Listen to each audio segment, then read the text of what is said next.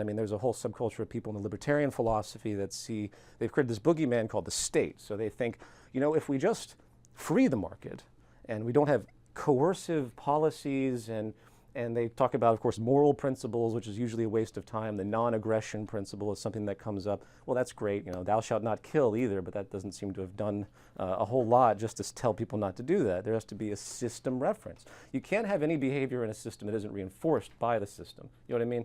You can't have if it's not structurally reinforced, it doesn't matter what your moral codes are, people are going to continue to deviate towards what is working. And corruption and abuse and exploitation is what works in this model, because it's based on that fundamental predication when you really break it down, because of its underlying basis in scarcity, and I can't emphasize that enough. You talk about how the state exists now as merely a tool of the market. Can you break down the historical context of this relationship? Well, let's think about this. Neolithic revolution happened. We were all nomads wandering around with small tribes.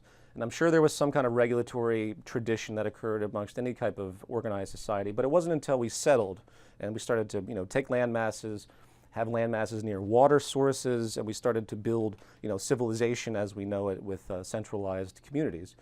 With that, there's an inherent need for protection in a scarcity-driven world. You know, obviously, if you're a small society and you're next to a really nice freshwater pond and you're in a region that doesn't have many of those, other tribes are going to start to run out of water and there's going to be conflict. They might come in and take your stuff, as has, of course, happened over and over again, as, of course, happens right now in the world today as well when it comes to energy resources. But, so you have to have, some type of protection system. So what does that imply? It means that some type of power has to be allocated to some subgroup, some authority, and they are going to be given the right to have certain legislations put in place. They're going to be given the right to have control over others. Then you take the act of commerce, which has been around for thousands of years. This is one of the great failures of thought with free market theory and this sort of libertarian concept and the truncated frame of reference that they have. It's not that the market started with Adam Smith. The market's in its core philosophical basis of specialization and trade and handicraft and barter and using mediums of exchange. That's gone back thousands of years. So we have tons of history to reference about what this type of patterning does to behavior and what it requires in order to regulate it, because when you have a scarcity-driven system of commerce, you're going to have fraud, you're going to have corruption, you're going to have people that are going to, for their own necessity, it's not that they're bad, but they're put into a position of pressure because of their survival, and they're going to do things that aren't necessarily equal, they're not necessarily balanced, they're not necessarily honest, I should say. And with that inherent quality, you need regulation. So the state was there to say, okay, here's a platform of rules that you're going to have to kind of follow. You know, if this guy pulls this trick over here, this sleight of hand here, he's going to be punished by this policy and you're going to be rewarded this and that. Hence the nature of the legal system. That's the kernel of state regulation. Now, what's the great flaw with all this? In a monetary-driven culture, which is what this has all evolved into, what can money do? It can influence regulation. It can buy state power. It can morph itself directly into the edifice. And that's what the evolution has been.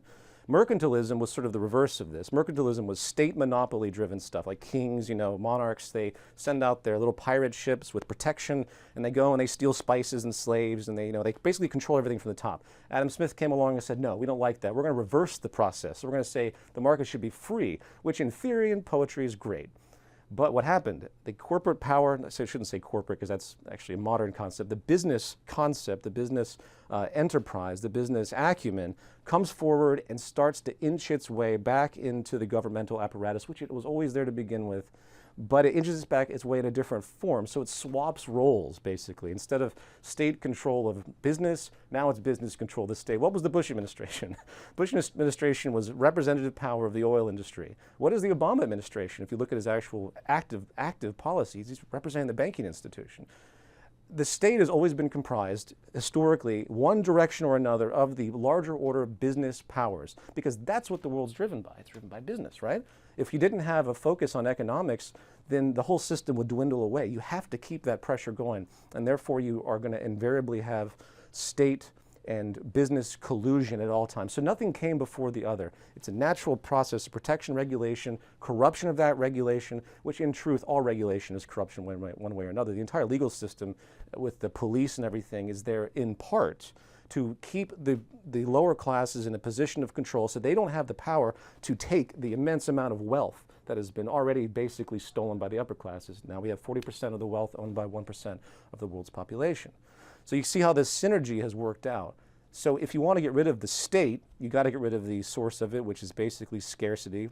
And then basically, if you want to get rid of scarcity in this modern world, you got to get rid of the market, because the market needs scarcity. And I describe this from a standpoint of post-scarcity, meaning I am aware of the statistics and the trends that we have now, that we can create a new social model, highly participatory, not central planning, not dictatorial, where you can create a new apparatus for social interfacing in commerce and exchange, not exchange per se, but in the creation of ideas and creating facilities to initiate ideas and bring goods into service and everything else without the use of money, and hence creating interest in abundance and post-scarcity. In other words, if you want to get rid of the state and this power consolidation process, you have to get rid of the market at this stage.